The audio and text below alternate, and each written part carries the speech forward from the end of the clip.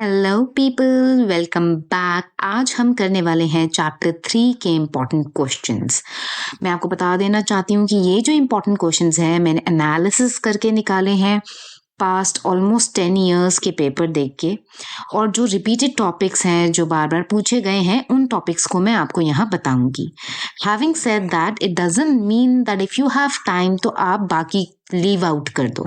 जो मैं यहाँ बता रही हूँ, अगर आपके पास टाइम बहुत कम है तो आप उनको फोकस करके पढ़ो। That is what is the purpose is. ठीक है कि उसमें से क्वेश्चन आए हैं, वो टॉपिक्स तो बिल्कुल किसी कीमत पे छोड़ नहीं सकते। बट अगर आपके पास टाइम है तो आई वुड सजेस्ट कि उसके जो आसपास के थोड़े बहुत टॉपिक्स हैं प्लीज़ उनको भी कवर कीजिए, क्योंकि यू नेवर नो कि पेपर में वो लोग क्या पूछेंगे। ठीक है, so let's start. I hope कि आपने अपनी एनसीईआरटी की बुक ले ली होगी, साथ में एक पेन या पेपर पेंसिल कुछ रख लिया होगा जिसमें से आप इंपॉर्टेंट क्वेश्चंस मार्क करते रहेंगे, इंपॉर्टेंट टॉपिक्स मार्क करते रहेंगे, राइट। सो अपनी बुक निकाल लीजिए, पेंसिल ले लीजिए and start marking with me.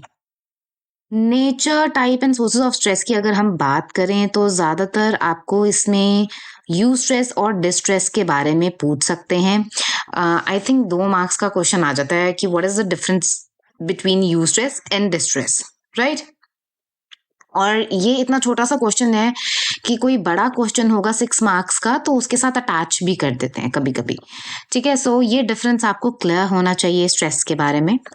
Then comes nature of stress.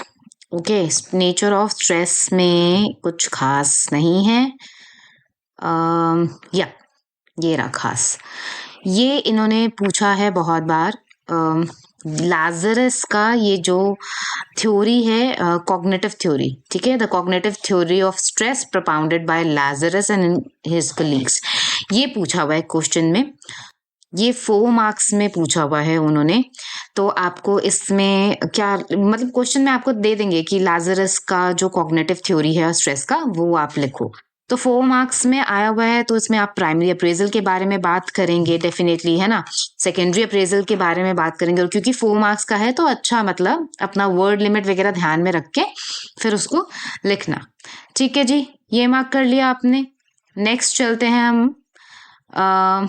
हाँ, देखो ये जो है ना, ये वाला जो पार्ट है, इंटेंसिटी, ड्यूरेशन, कॉम्प्लेक्सिटी, प्रिडिक्टेबिलिटी, ये वाला जो पार्ट है ये आपको पता होना चाहिए डेफिनेशंस, क्योंकि ये वो आपसे सेक्शन ए में इस पे क्वेश्चंस आ जाएंगे। ठीक है, मैंने अपने कम्युनिटी पोस्ट में काफ़ी सारे क्वेश्चंस दिए हुए आप ओवरऑल 12th की बुक से, हर चैप्टर से, और वो सारे PYQ से लिए हुए हैं। आपके PYQs प्रैक्टिस हो जाएंगे अगर आपको PYQs प्रैक्टिस करने हैं। प्लीज़ गो अहेड, एक्सप्लेनेशन भी आपको मिलेगी। तो सेक्शन मैंने कम्युनिटी पोस्ट में जितने भी क्वेश्चंस डाले हैं सब सॉल्व करो। ओके, एक बार गलत होगा, 2 बार गलत होगा, बट रिपीटेडली उसको देखते रहो, तो आपका सेक्शन ए जो है पक्का हो जाएगा। तो इस पे क्वेश्चंस आ जाते हैं सेक्शन ए से। तो अगर आपको इंटेंसिटी, ड्यूरेशन, कॉम्प्लेक्सिटी, प्रिडिक्टेबिलिटी के बारे में पता है, you will not gate confused. ठीक है, तो इनकी डेफिनेशंस क्लियर होनी चाहिए। आगे चलते हैं। Science and symptoms of stress. हाँ जी, तो ये टाइप ऑफ स्ट्रेस, तो ये जो टाइप ऑफ स्ट्रेस वाला टॉपिक है, इसके अंदर जो ज़्यादातर जहाँ से क्वेश्चन पूछे गए हैं वो है आपका साइकोलॉजिकल स्ट्रेस। यहाँ से क्वेश्चन आए हैं। तो इसमें जो क्वेश्चन है वो आपको बोलते हैं सोर्स ऑफ साइकोलॉजिकल स्ट्रेस। ठीक है, और ये 4 मार्क्स का क्वेश्चन आ जाता है, जिसमें आपको फ्रस्ट्रेशन के बारे में लिखना होगा, कॉन्फ्लिक्ट के बारे में लिखना होगा, और ये जो प्रेशर वाला पॉइंट है ना, आप एक ही पॉइंट बना लेना ऐसे प्रेशर, और उसको आगे फर्दर डिवाइड कर देना इंटरनल प्रेशर में और सोशल प्रेशर में। ठीक है, ऐसे 3 पॉइंट्स। और फ्रस्ट्रेशन की बहुत बार उन्होंने 2 मार्क्स में डेफिनेशन भी पूछी है। ठीक है, तो ऐसे भी पूछ सकते हैं। तो आपको कॉन्फ्लिक्ट पता होना चाहिए क्या होता है, फ्रस्ट्रेशन पता होना चाहिए क्या होता है। फ्रस्ट्रेशन के 2 मार्क्स में स्मॉल सा क्वेश्चन आ जाएगा जिसमें आपको लिखा होगा define frustration, explain frustration, something like that, right. So you should know the difference. सो ज़्यादातर इसमें ये इस तरीके से सवाल आया है, और ध्यान रखना ये सोर्स के तरीके से आया है। सोर्स ऑफ साइकोलॉजिकल स्ट्रेस पूछेंगे तो आपको ये लिखना है। नेक्स्ट चलते हैं। Then we have sources of stress. Sources of stress भी इम्पोर्टेंट है, ये 2 मार्क्स में भी आ जाता है, डिपेंड करता है कि उनको आपसे कितना निकलवाना है आंसर। कभी कभी आपकी नॉलेज को चेक करने के लिए वो 2 मार्क्स में क्वेश्चन दे देंगे सोर्सेज ऑफ स्ट्रेस लिखने के लिए, तो उसमें क्या करना है, आपको बहुत ज्यादा नहीं लिखना है, बट आपको नाम सबके मेंशन करने हैं, जैसे लाइफ इवेंट के बारे में लिखेंगे और ये जो हाईलाइटेड पार्ट है बस इतना सा आप उसमें उसका डिफाइन कर देंगे, ठीक है, डेफिनेशन लिख देंगे। Then you will talk about hassles, और हैसल्स जब आप पॉइंट डालेंगे हैसल्स तो उसमें लिख देंगे happenings in our daily life, ये लिख देंगे, दैट्स इट, आपका हैसल्स का हो गया पॉइंट। देन उसके बाद आप लिखेंगे ट्रॉमेटिक इवेंट्स, ड्रामेटिक इवेंट्स में ये जो हाईलाइटेड है ये आप लिख देंगे और आपका ट्रॉमेटिक इवेंट का पॉइंट हो गया। सो दिस इज हाउ, अगर 2 नंबर का क्वेश्चन आता है तो this is how you need to answer. वो सिर्फ देखना चाहते हैं कि आपको पॉइंट्स याद हैं, ओहो, आपको पॉइंट्स याद हैं कि नहीं याद है, ठीक है। हैसल्स, ट्रॉमेटिक इवेंट्स, और क्या बताया था हमने ऊपर, और ऊपर हमने क्या था, लाइफ इवेंट्स।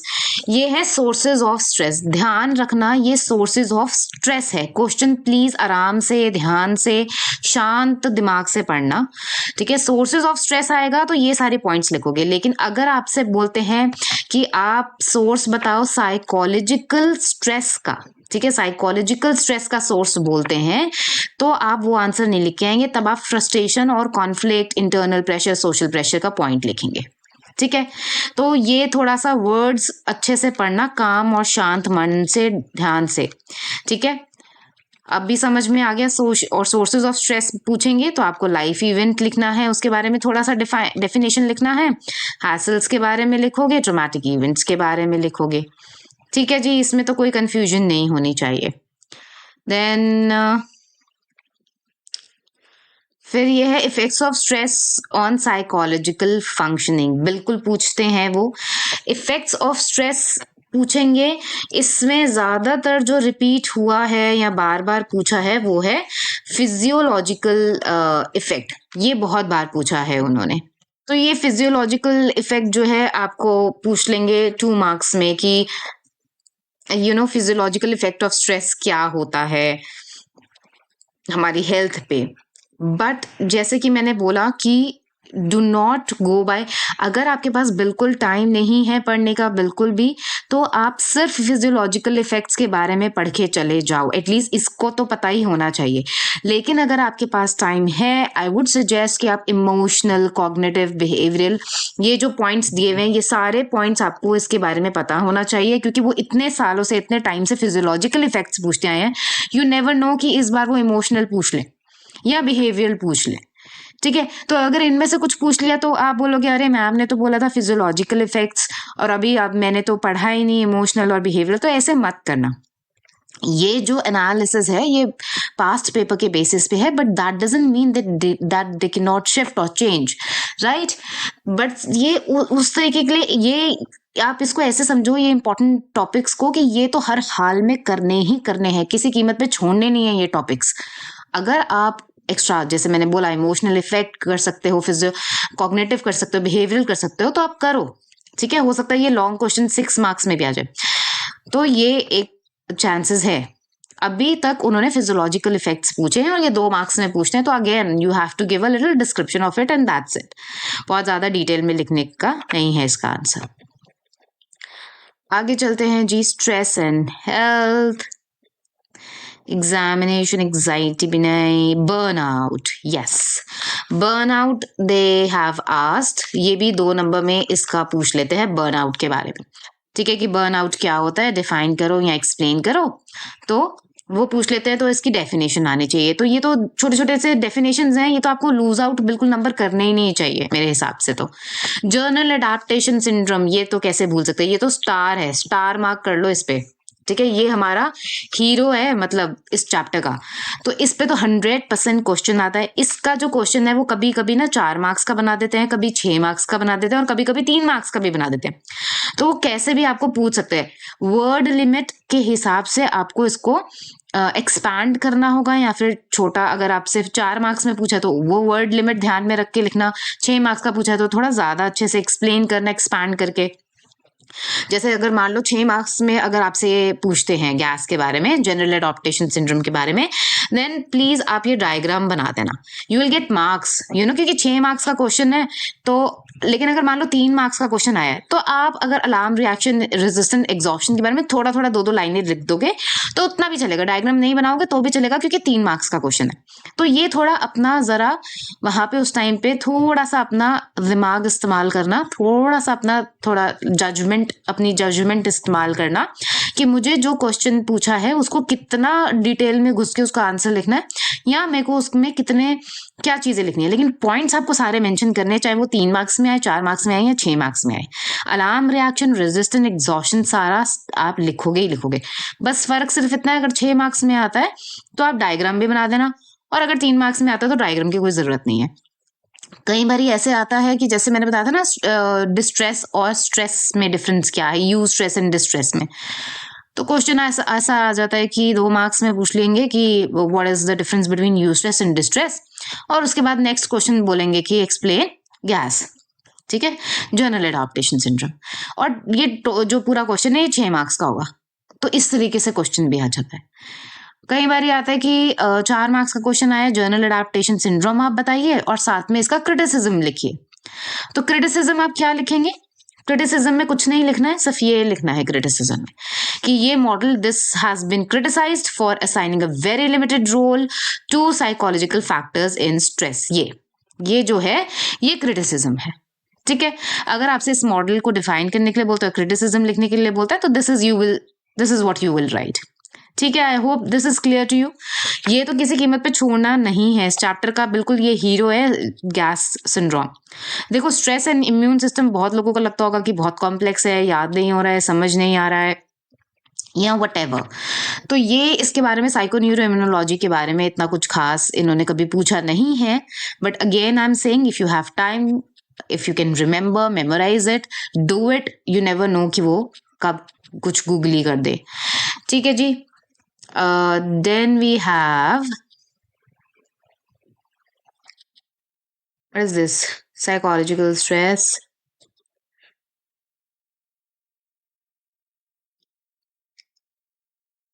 हाँ, ये एंडलर एंड पाकर का कोपिंग स्ट्रैटेजीज।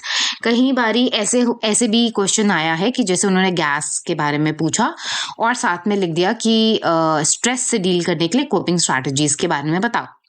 तो अब आपके पास 2 ऑप्शंस हैं, या तो आप एंडलर एंड पार्कर की कोपिंग स्ट्रैटेजी अगर आपको याद है तो आप वो लिख दो, या फिर लाजरस का याद है तो आप वो कोपिंग स्ट्रैटेजी लिख सकते हो, ठीक है। ये लाजरस की एंड फोकमैन की कोपिंग स्ट्रैटेजी ये भी लिख सकते हो।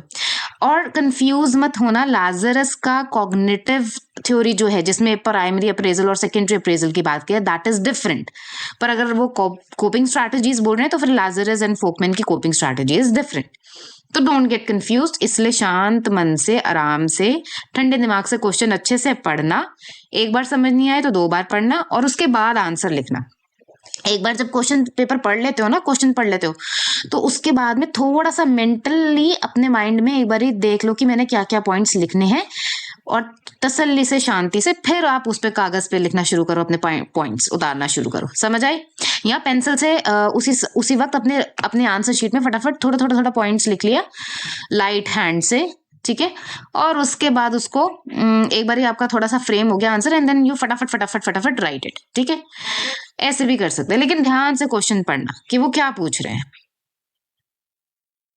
Then stress management techniques, yes this is important, इसमें कुछ बात नहीं है। ये क्वेश्चन स्ट्रेस मैनेजमेंट टेक्निक का 6 नंबर में आ जाता है, कभी कभी अगेन 4 नंबर में भी आ जाता है। इसमें क्या है, अगर ये आपसे 4 नंबर में पूछते हैं तो आपको 4 पॉइंट्स एक्सप्लेन करने हैं, दैट्स इट। बहुत ज्यादा डिटेल, तब 6 पॉइंट्स लिखने की जरूरत नहीं है। 4 नंबर का क्वेश्चन है, 4 पॉइंट एक्सप्लेन करो, खत्म। 6 नंबर का क्वेश्चन है, 6 पॉइंट के 6 पॉइंट एक्सप्लेन करो। समझ आइए?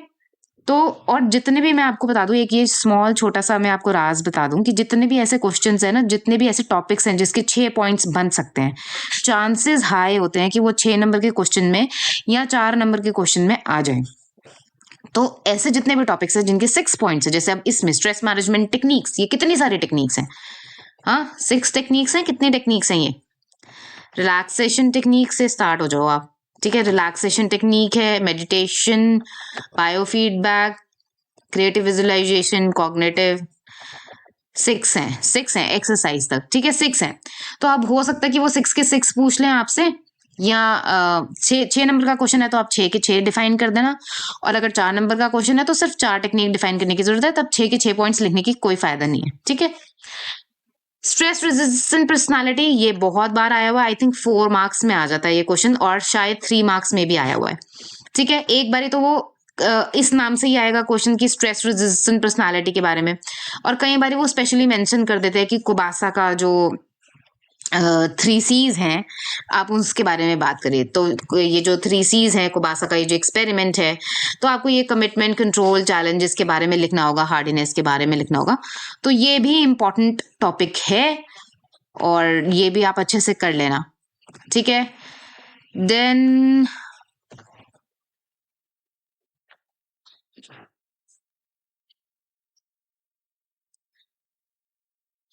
नेक्स्ट टॉपिक हमारा लाइफ स्किल्स का ही है। लाइफ स्किल्स के बारे में क्वेश्चन आया हुआ है काफी बारी, ठीक है, कि बोल देंगे कि आपको एक्सप्लेन 4 लाइफ स्किल्स।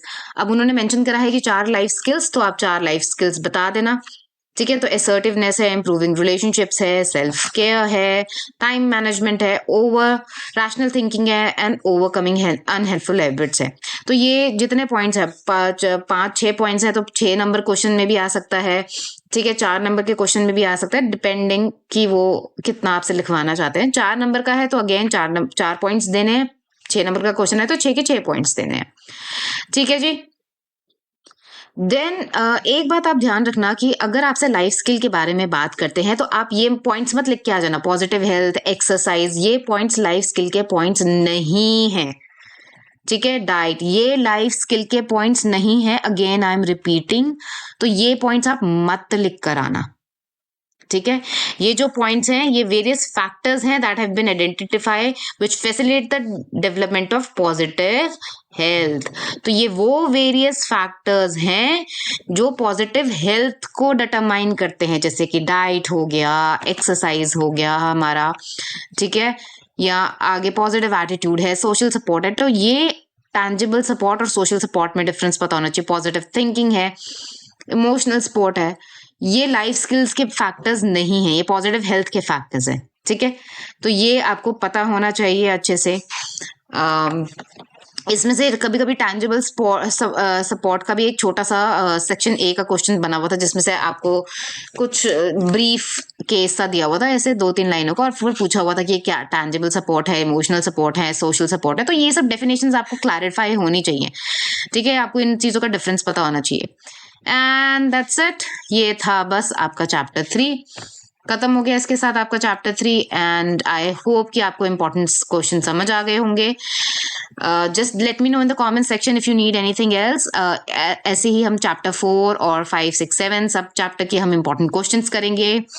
कुछ भी डाउट है, कुछ भी पूछना है, you can ask me in the comment section. Do give me a thumbs up if you like this video. Let me know in the comment section how was it for you, and I'll see you next time. Till then, keep learning, keep revising. Bye.